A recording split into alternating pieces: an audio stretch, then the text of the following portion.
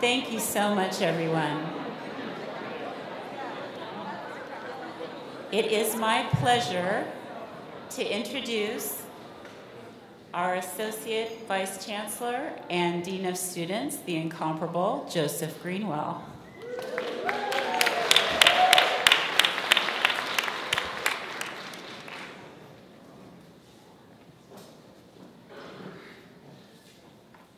So I'm super excited to be here with these extraordinary humans. Before we get started, if you don't mind, I'd like to just take a moment. We've talked a lot about what's happened on our campus, but a lot has happened in our country and our world since the start of the semester, with earthquakes such as Mexico and hurricanes such as Florida and Puerto Rico and in Texas, and fires that have impacted us really close at home and in our Southern California, and then the shootings in Vegas. If we could just take a moment and just reflect and put our positive energies to all of those that are impacted.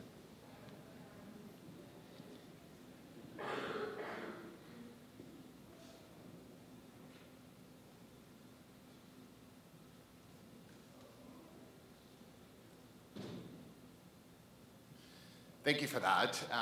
I hope we continue to acknowledge the challenges that are still happening in those spaces and continue to work together in support of them. With that said, one of the best parts of my job, next to working with all of you, is working with students. And we have two incredible students that are here with us today. So one of which is Alex Wilfred, who is here representing the ASUC. And we also have Jamie Linkoff, who is here representing the Graduate Assembly. If we can give them a round of applause, please.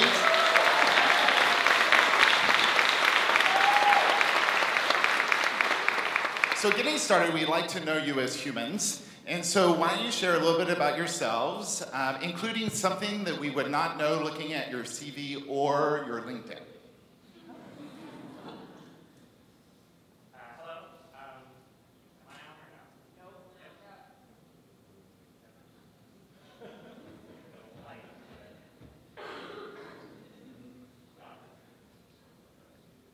Check, check.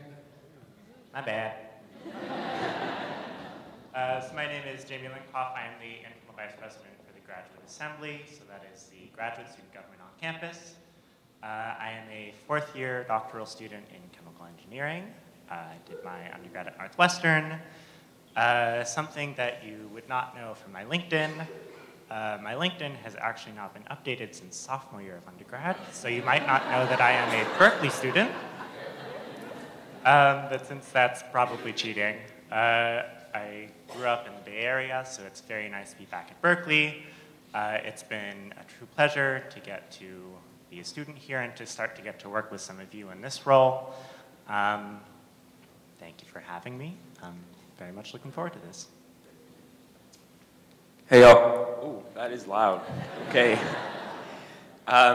My name is Alexander Wilfred. I'm one of the ACC senators this year. I'm a third-year undergraduate studying political economy and history.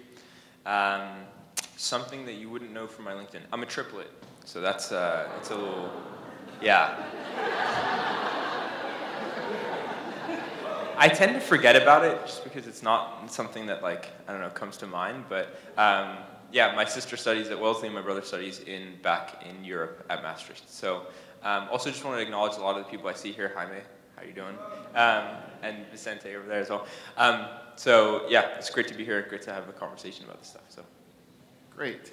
So as professionals, we work with students and we hear a lot about some of the challenges that are impacting both undergraduates as well as masters and PhD and postdoc students. But we'd like to hear from you, representing the GA and the ASUC. What do you see are the top 3 challenges that our students are facing currently here at UC Berkeley? yeah, so I think obviously what we have right now is from the past few months, we see there's kind of this new challenge that I think has come in the past year and a half since November 2016, which is campus climate. I think that challenge that for a lot of students, regardless undergraduate or graduate students, has been really tough. We've seen a rise in the amount of hate crimes. We've seen a rise in the overall amount of crimes in terms of campus safety, which is very much intertwined. And you see a lot of students very, very struggling to come to class, especially when you have the situation like an Ann Coulter event or a Ben Shapiro event, or obviously the biggest one, which was Free Speech Week and the Milo event. I think that's something that we spend a lot of time trying to figure out what we can do about it. Other than that, I think the other issue that's very much has always been an issue and is something that continues, that we need to continue to work on, is basic needs in housing. Those are two, or one issue, arguably, that we really see affects every student.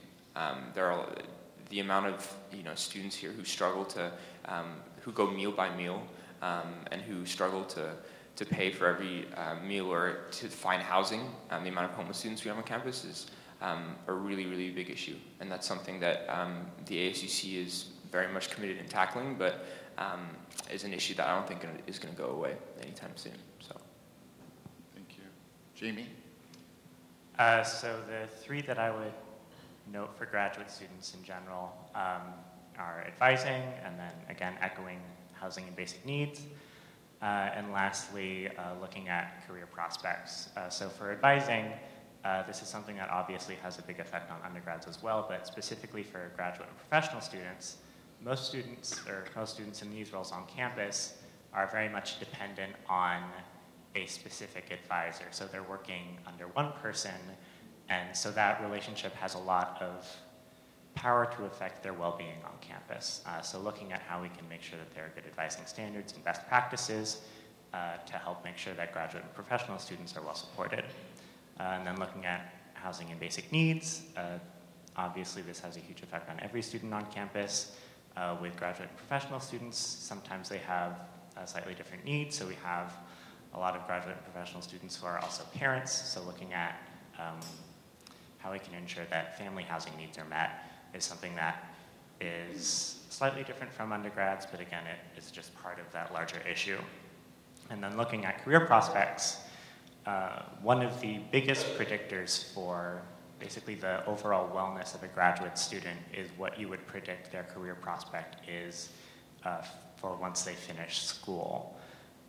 So making sure that we can help everyone feel like they actually do have a career prospect is one thing that we can do to make sure that people feel good about their time at Berkeley and that they're happy and plugging along with their work. Thank you. Thank you for your insights in those spaces. We hear housing and food insecurity a lot, impacting all students. Given those three challenges in each of your realms, can you talk a little bit about what you as the GA and what you as ASUC are doing as far as your priorities, your platforms, maybe some initiatives that have already started, understanding we're only in October. And so thinking of Oscar starting his role in July, he's very clear, July 1st, right? You all just started in your positions as well and kind of gearing, in your students, right? Gearing up in the year. But can you talk a little bit about the work that you're doing and some of your priorities moving forward? Yeah, so I think there's a few different avenues in which the ASUC is able to advocate. One is institutionally through the ASUC, so we have our committees and commissions that will go and do some really great work on these topics. For example, we have a housing commission. The housing commission will give the ASUC stance on certain issues and then advocate for that in city council with administration, etc. So you have that aspect. And then you have the aspect of what individual senators or what the individual executives or members of the ASUC will advocate for. So for example, one of the big initiatives that I've been advocating for is something where we add a student voice to the overall CIRC committee. I know Vice Chancellor Sutton, I've talked to Diroff about this, but it's where right now we only have one student on the subcommittee for student safety and alcohol safety and risk, which I sit on. With all the issues that are happening on campus and with all the different conversations that need to be had, in terms of how students can be represented, we want to continue advocating for those student voices by putting students in positions where these decisions are made. Another place could be like the protest response team. Why? Because a situation like the Culture event happened, a lot of our marginalized students felt extremely uncomfortable on campus when we had a massive police presence, and then we had an incident where a student was stopped and frisked by police that were called in, right, for this event. And so it's the type of situation where if we're having those conversations, potentially at least understanding how students would have like their outlook on that, it's extremely important. And so fundamentally, this all comes down to kind of advocacy. And what we're trying to do is in every space possible, and I'm sure people in the audience have met with students in part of the ASUC, we're trying to advocate for those issues and advocate for issues that affect each community and the students as a whole. So the Graduate Assembly works in sort of many similar avenues and ways as the ASUC. So our biggest wishes are making sure that there are spaces for student voice to be heard. So trying to seek out committees on campus where we can get student access to make sure that the concerns of students are taken in and decisions are made.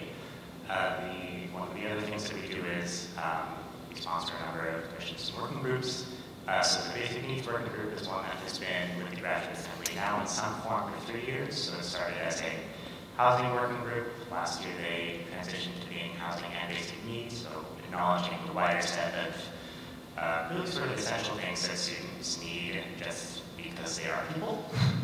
And they need access to different resources, and sometimes those resources are not available given financial pressures and other kinds of strains on campus.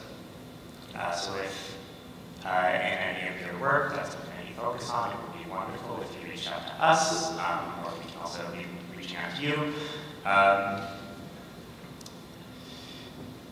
We have passionate students who are working on these issues, and often with graduate students and students in general, the issue is just making sure that they know who they should talk, they know who they should talk to, they know who they can partner with.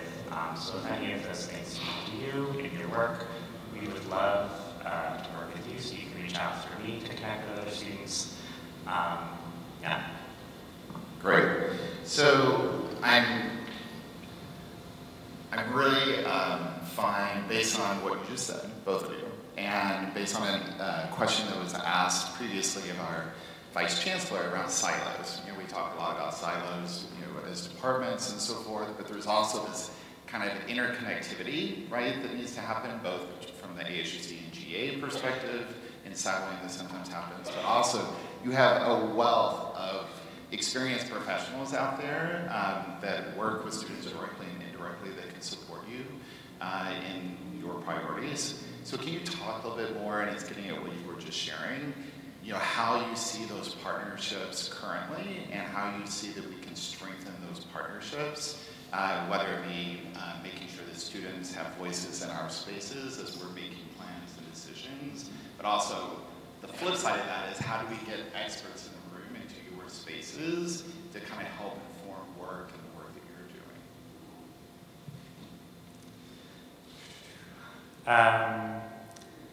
Sorry, kind of sorting out into different points. So one of the first things that we can do to connect with students is to bring you into our meeting spaces. So the Delegate Assembly of the GA brings together students, or graduate students from all of the different units on campus. We meet once a month, and we would love to have you to speak about the initiatives of your units, to think about different ways that we could start collaborating, or just to inform students of the different services that you work on. We can also have you meet with the leadership individually. So I am one of the vice presidents of the Graduate Assembly. We have campus affairs, external affairs, finance, and then our president, Kenna Hazelwood-Carter. What we often serve as is not just sort of taking the advocacy points of the delegates and graduate students as a whole to different places, but also just making sure that we can connect different people to the students working on different issues. So if you reach out to any of us, we can make sure that those partnerships are started. We've been very happy am lucky to get to work with a number of units so far. Our work with the student union especially has been really great for graduate students. We're very excited about the different things that are coming together from there. So for example, we're starting to work on different event series that we can put on for graduate students to help them learn more about the different services that are sort of housed within that section of campus that graduate students often don't really know about, especially because as a graduate student, you're primarily working with just a single department or maybe a small cluster of related units. So it's hard for students necessarily to even just understand or know what all is available on campus because there are so many different things going on, all of which are wonderful, but graduate students are often just kind of isolated. So really the first step that we are kind of always working on is just making sure that we're connecting students with the different resources that are available so that they can access them and so that we can also start this sort of feedback and forth where we can let you know what students are saying and then we can work with you on creating new things to meet needs that aren't currently being served. So, I mean, so firstly, I would say that speaking from the problems that, or the things that we have to deal with in the ASUC, I just want to thank all of you for having to deal with those problems on a daily basis in your regular jobs. I know how difficult, like, for me just being a student and doing that, it's so difficult, and then seeing Dean Greenwell come to the Senate and face a lot of tough questions is a really difficult thing. So I really wanted to thank everyone here who's actually taking the time as well to just listen to this, because that's the first step. Just listening and understanding that as students, we experience the day-to-day of this campus. And we have a lot of perspectives, and we have a lot of strong opinions at Berkeley. So at least listening and understanding those opinions is the first step. And it's a step that I think has gotten us to a point where we've had some success. I think last week we had the executive vice chancellor come in, Paul Avisos, to Senate, and there was a lot of great discussion on academic issues that are already taking place, and there are a lot of follow-up meetings the week before with the chancellor. And I think Vice Chancellor Sutton's coming, and Dean Greenwell is always coming, which we much appreciate. But that type of conversation is one where there's a lot of perspectives that students can bring to a space that will actually be very beneficial. And I think thinking about when you have an issue or when you're trying to understand how to solve a problem, understand it from the student perspective. And more often than not, students will be very willing to come meet with you. And students will be very willing to come and have that conversation and bring their perspectives from their community. And we have a really amazing opportunity because of how strong our student governments are with the GA and the ASUC, where this is a lot easier than at other universities. The problems are a lot harder, but the ability to address them is one where I think we can have a lot of interface. Just as a curiosity, how many people here have actually met with students and discussed issues with students and felt like those conversations were productive? There you go. So, I mean, this is, I think it's one of the things where in all of the jobs that we all have, it's because Senate and ASUC is definitely a job at this point. But all of those types of perspectives will all lead to a better and more holistic solution to something. So I think that's really the best way.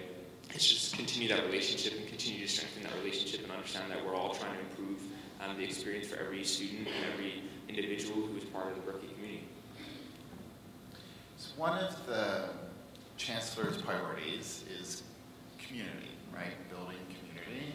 So from a student perspective, I was wondering, could you speak what does sense of community mean for graduate students? Understanding there's a diversity of experience in the graduate student arena. We like to lump sum you all, but there's master's students and PhD students and postdocs and professional students, and from an undergraduate perspective as well. What does sense of community mean to you, right? And then what would show that we're doing a good job? Maybe some things that are already happening. And what are some things that we really need to improve upon in regarding developing that sense of community for our students?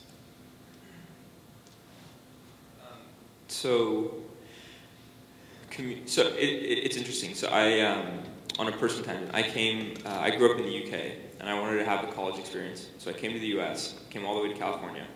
And then within my first year, I joined a fraternity, got a job, did all that.